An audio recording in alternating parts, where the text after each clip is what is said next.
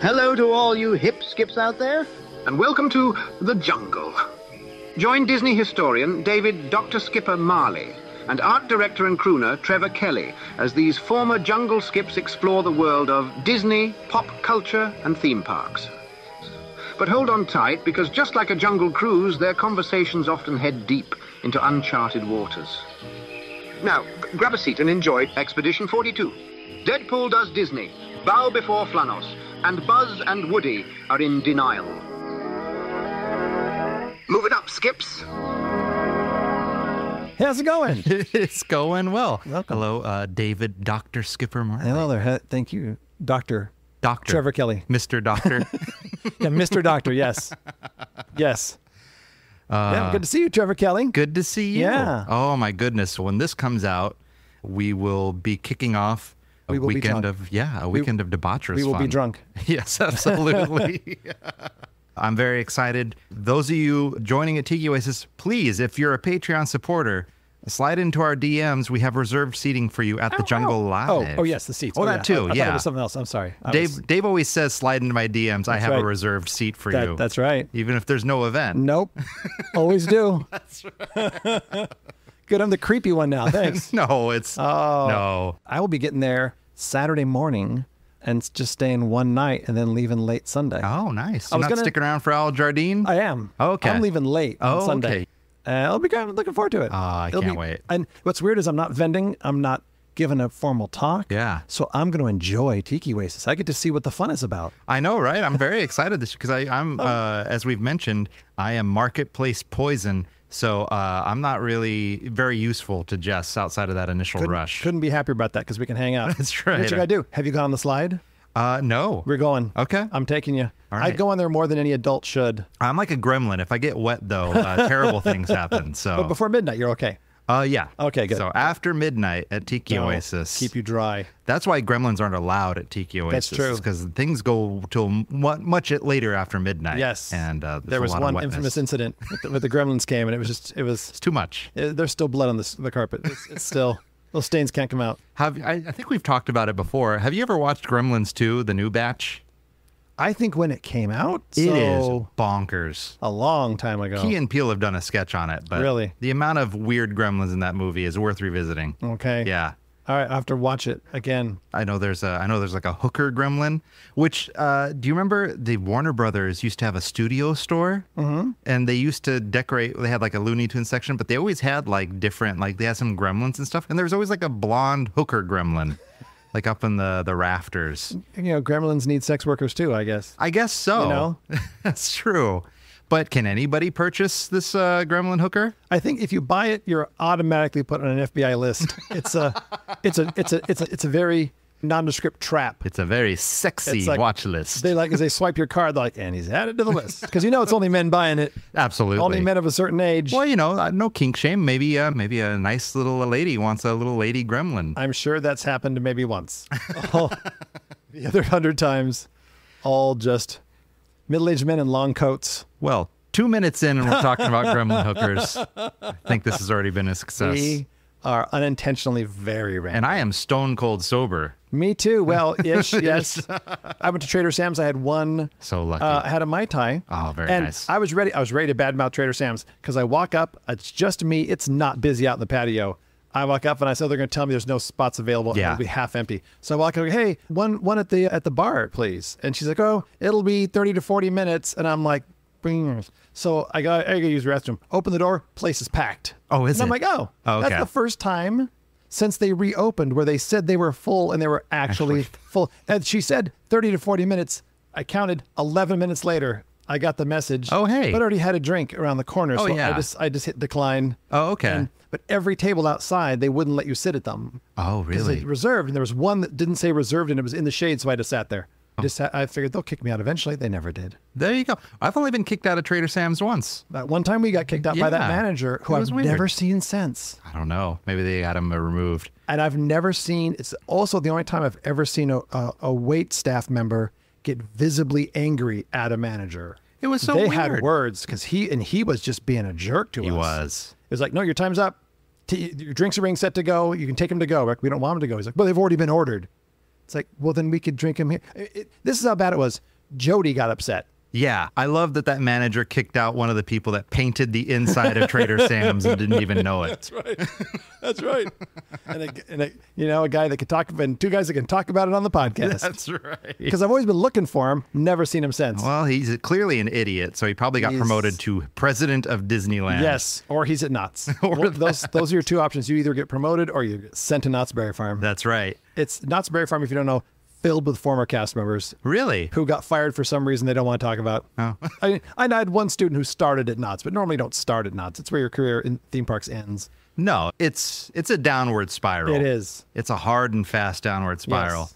If somebody starts at Knott's Berry Farm and ends up in a prestige position at Disneyland, that's the equivalent of Bruce Wayne clawing out of that hole that Bane put him in with a broken back. That's the level of effort, I think. Or at least it used to be. Probably not now. Okay. Yeah.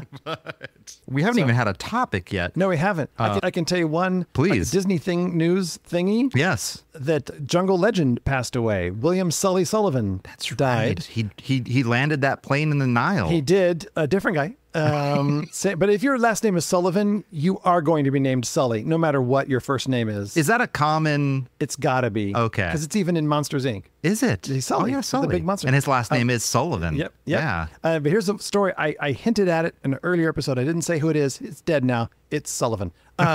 He was going to write the intro to my Jungle Cruise history book. That's right. And was set up to do it, and then didn't like the section on the strike. He wanted it removed completely.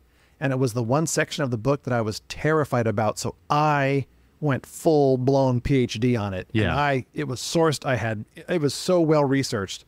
Well, I just don't like it. I'm like, why? Well, those guys were angry. Yeah, that's why they went on strike. Yeah. They were angry. Well, they were just bitter. I'm like, yeah, because they weren't making enough money. Right. And so you got to take it out or I won't write it. I'm like, well, it's not going out. It's history. And, well, it makes the company look bad. I'm like, yeah, because they were in the wrong. In that instance, Disney was in the wrong. And so the publisher at the time is like, I've never had a book sell more because who wrote the introduction? Don't worry about it. That's right. I was just thinking, like, how beautiful would it have been if he had written in an email, I don't want to write the intro to your book, and you just placed that as the intro to your book. Why didn't we have this conversation 2 weeks ago? I'm sorry. Because I'm going to have copies of it at Tiki Oasis.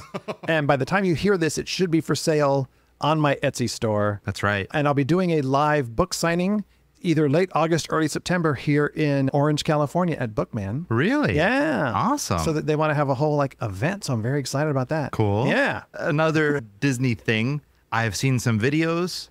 I am enamored with this more than I probably should be. Okay. Deadpool is now in the parks. Yes. Well, at the park, DCA. Yeah. It's phenomenal. Yeah. He dances around to Celine Dion. Yeah. He has a little story time thing. Have you seen clips? I haven't seen clips of it. No. Oh, I just seen pictures. It's fantastic. And the question I had was, is he going to be a talking character? Yeah. He is. I don't know who they got. This cat sounds very similar Really? to Ryan Reynolds. Wow. Which is no easy feat. At what point is it really going to be him for an hour? That's what I thought. Like he's doing Like the promo Johnny Depp. tour, Like right? Johnny Depp in the Pirates of the Caribbean. Johnny Depp still does that. They don't want him to anymore. He forces his way into Pirates of the Caribbean daily. He just sneaks in. Yeah. They're like, watch out, Johnny Depp's coming through. He buys a ticket. He sneaks in the front. That's right. Oh, damn it, there goes Depp. He's on Main Street. Right? So I wouldn't be surprised, but if they both did it, he and Hugh Jackman. But I saw Right. the pictures of Wolverine there too, but I was surprised he was there at the park because he's one of my favorite characters. My students turned me on to him years ago when he was still just a comic book. Thrilled to have him there. Even more thrilled that I mentioned this to you. We did a little pre-planning for this. Yeah. The Daily Mail had written this headline that was so over the top that I just fell in love with it. Yes. In introducing Deadpool to the park, this was the Daily Mail's headline. Disneyland introducing comic book character famed for swearing at people. That was the headline. And I'm like, correct. Yes. But a little misleading. Yeah. It's not like they're going to introduce him to DCA and he's just going to tell everybody to F off Yeah. the entire time. Oh, Right? that would be kind of fun. I start shooting people. That's right. Well, if you've noticed, he doesn't have his guns. He has chimichangas in the really? place, which is Because they're fantastic. selling chimichangas. That's right. Well, one of my favorite things that happened since we got the pass was Jess and I got to hear a cast member have a full-blown meltdown, probably like 5 o'clock in the afternoon. yelling at the top of their lungs, "We're all out of chimichangas! The park is sold out of chimichangas!" Where was that? Frontierland. No way. Yeah. Huh. So apparently chimichangas are a popular item. Okay. I don't know. I've never had. Which I believe is more of a Tex-Mex thing. Is it? Because I worked at a Tex-Mex restaurant when I was living in Washington, D.C., and chimichangas were big there. Really? And I'm like, what the hell is this? Never had one. That was a burrito you deep fried. I'm like, oh. Oh, that sounds delightful. But all right, so I saw this headline and I told you we need to come up with fully misleading headlines for either a parade or an attraction at Disneyland. Yes. And so I wrote a couple. Okay. And I think you did as well. And so let's give it a go. This is the first time we've pre-planned anything in months on this podcast. Just in case you're curious. So my first one, Disney brings back live show where attempted murderers try to kill a beloved Disney character while he sleeps. You know what I'm talking about? Phantasmic. Oh, wow. Oh, I figured Mickey's asleep, huh? He's asleep. It's his dream. And these are all, they call them villains, but let's be honest, attempted murderers. Yeah, exactly. There's a cavalcade of that. And from our last episode, I did make sure I watched the new ending of Phantasmic, and it is horrible. It is terrible. It is. I'm like, I must have seen something different. Maybe I just confused it with the old ending. Yeah. This is just horrific. It's not great. It's Maleficent on a pole just standing there going, like, this is so, I would be so mad. Yeah. They've really lost a lot of the amazing moments of that show over the years. Yeah, because they can't be bothered to just replace them. Yeah. We'll just get rid of it. We'll just get rid of it. I was sad when I saw, anyway, let's go back to the years. Okay. We'll alternate. Okay. Disney has Halloween themed party based on cannibalism. Will you be next? Oh, wow. That got my attention. Huh? What was the basis of this? The Oogie Boogie Bash. Oh. Because he tries to eat Santa Claus. Does Remember? he? He's going to eat Santa Claus, yeah. Put him in a snake and spider stew. He is. It's been so long since I've seen Nightmare Before Christmas. Really? And it used to be because as a kid, anything Tim Burton did terrified me. Yeah. So as an adult, I don't have the nostalgia of it. Okay. But I still love it. Yeah. It's a great movie, but I did not realize Oogie Boogie. It's where he's got Spider-Man, where he's got Santa Claus like dangling. Yeah. And he's going to eat him, and he's going to, because he's old bugs. So that was way better than mine. That got my attention. All right. I clicked that article. All right, here's one. Disney reopening attraction where you stand in an elevator and watch a man hang himself.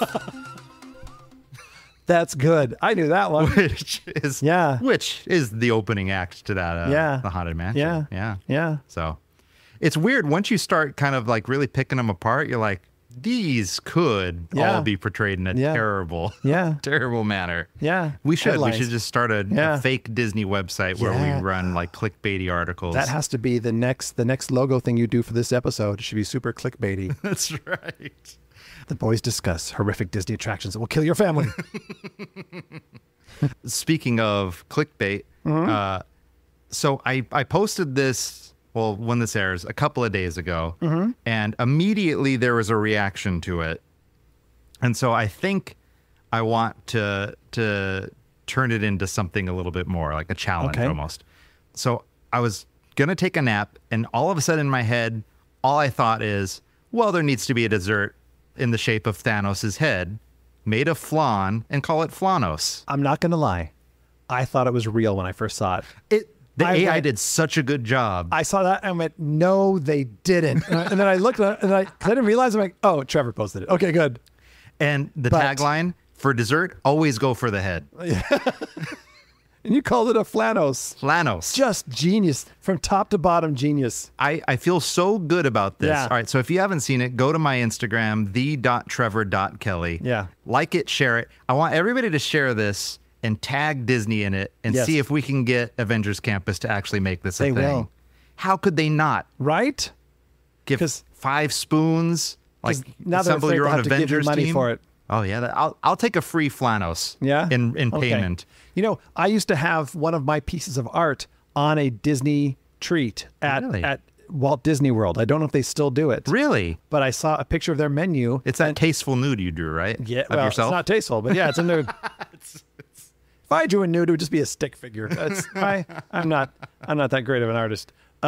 but it was and I'm working on a new version of it. But I would sell metal signs that had Jungle Cruise maps on them, and I had one for Anaheim and one for Orlando. And they basically took my Orlando map. It had the fonts that I used and everything, and they made it into a screen. And they would it was on some kind of dessert. They put like a cinnamon thing over it, and it was the outline of the lake, of like the river, and it had all my words on it. Oh my gosh. And like the little logos that I made. I'm like, that's mine. Like Disney took that and used it. And I showed it to an Imagineer, and his response was, I wondered where they got that from. I'm like, somebody saw it on my Etsy store and copied it, and all I wanted was a free one. It's yours. Disney, knock yourself out. Give me a free one. Is it at the Skipper Canteen? Yeah. Look at you. You run that place. And last time I was there, I didn't see it. So I don't know if they still do it, because it was like right when it came out. But I was honored to see that. That's awesome. I'm unnecessarily all over that place. You are. Yes. You can be the Johnny Depp of that place. And once you go down there, just hang out all the time. Well, I do.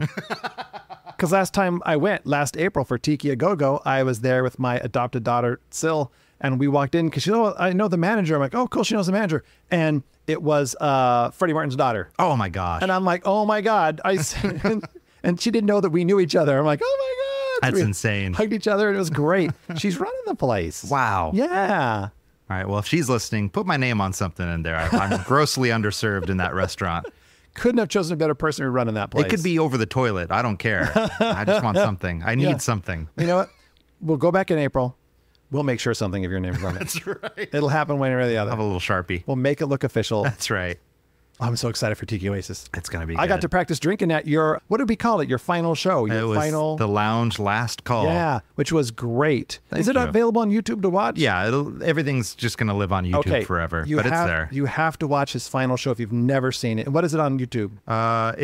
It's like the Trevor Kelly. Okay. I think I've linked it on my Instagram. I can tell we don't plan this out ahead of time, because I'm like, you have a link, right? Yeah, I It's think on somewhere? something. But it was a great show. It was live, and thanks to the Maves for letting us have it at their house. Yes. And I drank a lot more than I planned.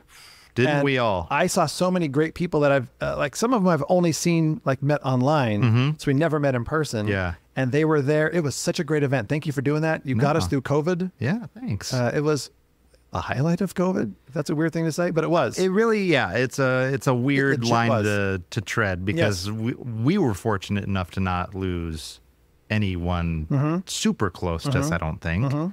So, but that show, saved my life. Yeah. Because good Lord, I would have been peeling my skin off by month 2 if we didn't do that. But yeah, I said it during the show. It's going to be a night to barely remember. And I was 100% correct. I know. Just so everybody at home knows, when I got here to Trevor's house earlier today, he was like, okay, when did you leave the party, and what do you remember we were doing when you left? Because they're trying to reconstruct the evening, which is always a good sign. It's the party turned into a Rashomon episode where we're all individually telling each other stories. Yes. Oh, okay, that's where that thing. Yeah. Oh. I drank so much, I didn't drink for the last 3 hours. I just ate food and drank a lot of water. So I could go home in a somewhat sober state. That's a solid move. Yeah. I should have done the same. Instead of just continuing to drink and opening the bottles of fine booze that were gifted. Again, thank you to everybody that gifted us some tasty booze. Yeah. It was a good send-off. Yeah. Good. Well deserved. Thank you. Well deserved. Oh, my gosh. If you want to get in the mood for Tiki-O, or even if you aren't going and you want to hear something amazing, Yes. Michael Giacchino, Cappuccino, I don't know how to pronounce his last name. I've made that clear in this moment. I don't know who you're talking about. He is the composer for everything that you like. Up, The Incredibles, Rogue One, Sergeant Pepper's Lonely Hearts Club Band. Sergeant Pepper's Wow. Lonely Hearts Club That man's Band, amazing. The Secret of Nim. So he's a great composer for Pixar. He's incredible. Okay. He did Star Trek. Oh, wow. He is an amazing composer. Okay. I would put him up with the top greats like Alan Silvestri and John Williams. And Okay, so what's the deal with him? he just released this passion project where he converted his scores, like some of his most recognizable themes, into an Exotica album. And it is No way. brilliant. It's so good. Do you know the name of it? I will listen to this on the way home. My thought was, you said he turned all these songs into, and I was going to yell, a polka. It's funny you mentioned that. Weird Al just did come up with a new polka, and that's how I know I'm getting old. Is that every song in the polka, I'm like, I've never heard this. Oh yeah, yeah. That's when you know you're aging, when you don't know what Weird Al is referencing anymore. It's a sad day when you age out of Weird Al polkas. Yes. Yep. Let me find the name. It is called Exotic Themes for the Silver Screen Volume 1. Okay. So maybe there's going to be more. But good God, there are some fantastic tunes. And he has a tune for Space Mountain on there. No way. I'm going to check this out. We'd just like to take a quick moment to make you aware of something fantastic coming up at Tiki Oasis. Yes, sir. Oh, us. Yeah, us. That's right, us. We're doing a show that is free. If you have a pass, if you have a wristband to get in Saturday or the whole weekend, come see us Saturday. That's August 3rd at 6 p.m. At 6 to p.m. 7. We are doing a live taping of our broadcast. We did it last year. It was a lot of fun. This year, it's going to be so much bigger. The Royal Hawaiian from Laguna Beach is going to be handing out free drinks. And the only thing I've contributed to this was it was my idea to have Brandcamp come. Because what's better for a podcast than a visual artist, really, if you think about it. But he's going to be sketching the show, and then at the end we can auction it. And speaking of Brandcamp, he's going to be at the marketplace, and he's also going to be sharing a booth with the fantastic Jess Tasmic, where she'll be vending her amazing light-up swag lamp, tiki lamp, pufferfish. Pufferfish, yeah. Yeah, oh my gosh. All sorts of awesome stuff. So check her, if you haven't followed her on Instagram, at Jess Tasmic. Yeah. And going back to our event, we have a very special panel of two of our, and we love all the bartenders at Trader Sam's. Yes, so we do. But we have two of our faves. Yep. Skipper Christian, Christian Diaz, and Old Man Merrill, Kelly Merrill. Yeah. Oh my gosh, it's going to be just a blast. Saturday, 6 to 7 p.m. I'm very excited we got them. Ballroom E. And thank you to Baby Doe and Otto, yes, the people that run Tiki Oasis, for letting us do this. They were very kind to us. It's a real honor to do that there because it's such a fun, huge event. It's massive. There can be like 8,000 people there. Yeah. And we're doing our little podcast. Quite excited. And again, Patreon supporters, slide into our DMs and let us know that you're going to be there, and we'll save a spot for you up front. Yes. And if you're one of our $50,000 a month supporters, you can sit on this desk on either of our laps. Okay, I have a question for you. Yes. But I also have how you had your topic earlier today. What did we call that? The Daily Mail headline? Oh, yeah. Whatever that was. Yeah, like a clickbaity kind of headline. That was the new section. I have a new section. Okay. I want to test out here. Please. Road test out. It's called Leading Questions. Okay. Okay? Yeah. You're free to answer however you like. Okay. All right, Leading Questions. So here's the only one I got. What is the worst song of the 21st century, and why is it Gwen Stefani's Hollerback Girl?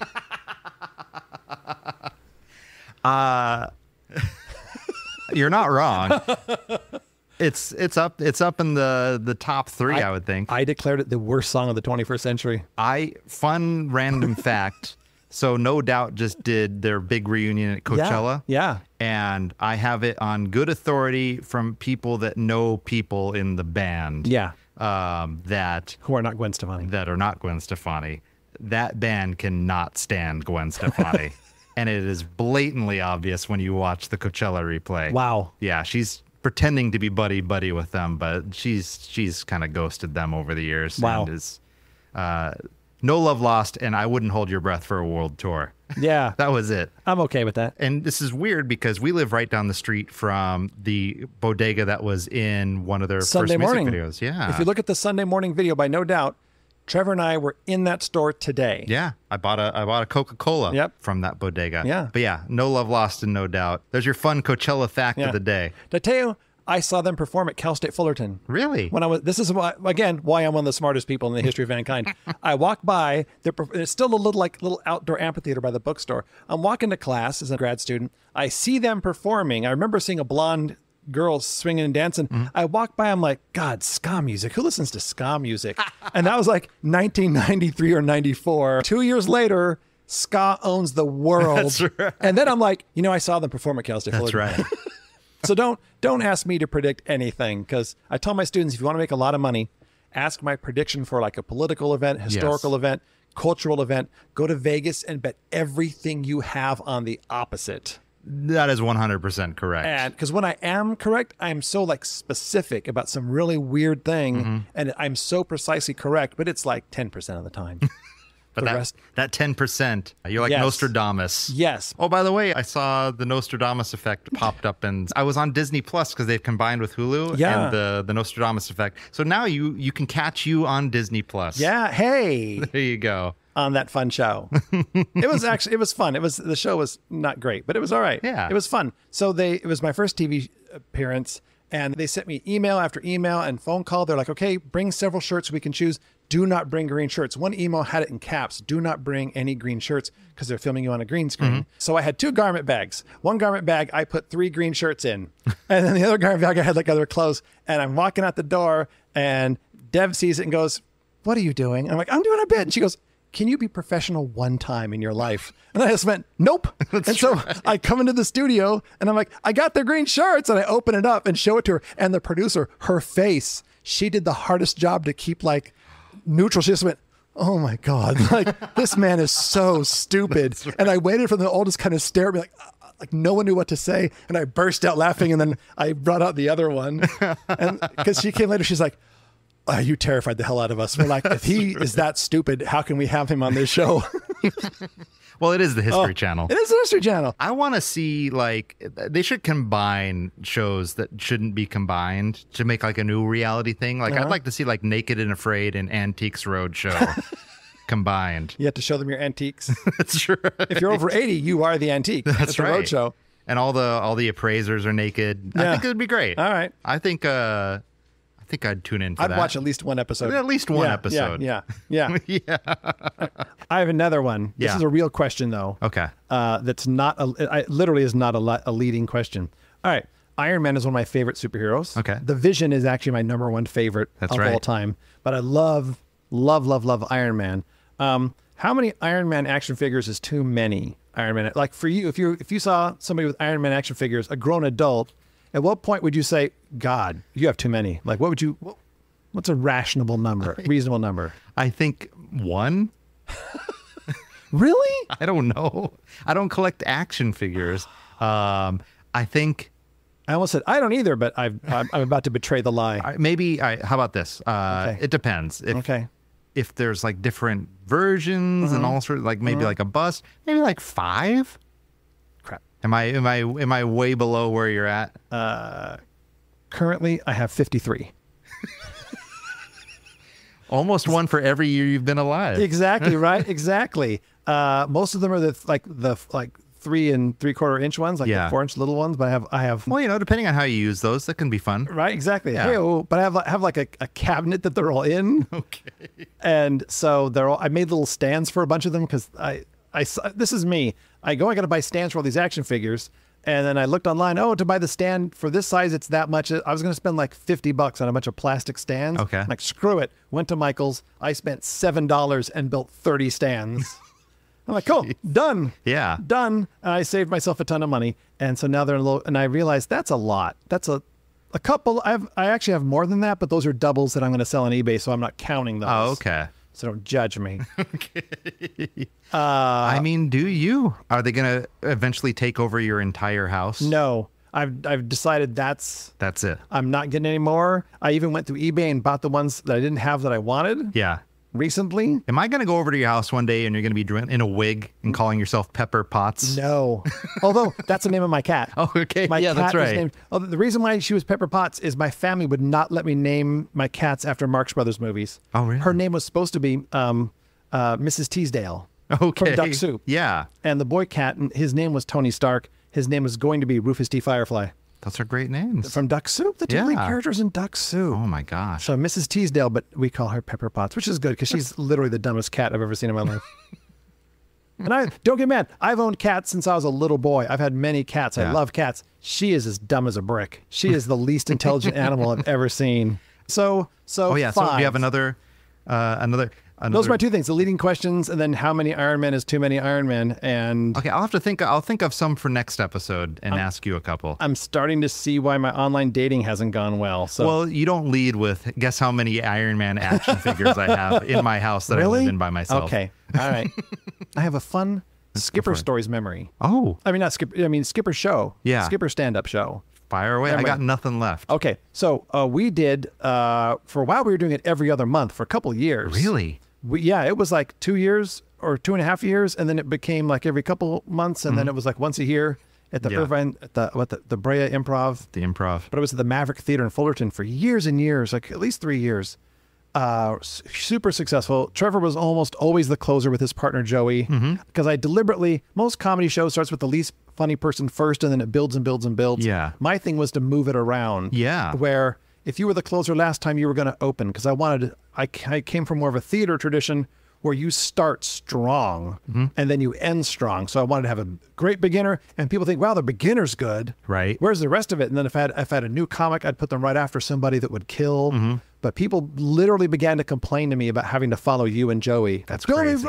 And so you're the only one that I had to move to the end and leave you there, because you were always going to kill it, and people complained. So, but a couple times it coincided with me teaching at a university that I won't mention, because I'm writing a book about them and they're not going to like it. But a couple times I was so like stressed working there that I got like physically ill and like in the emergency room twice, like 2 years apart. But one year I'd like passed out and was super sick. It was just like the stress of that place was killing me. So I got taken to the hospital. I had an IV in my arm, and it was the night of a Skipper stand-up show at the Maverick. That's right. And I was reminded of this story just a couple days ago. I'm in this bed in the emergency room at the hospital. They got blankets on me. I'm passed out, and Deb was on the phone, I guess, with you or somebody. And she said that I was very groggy in and out of it, and I was worried about the show.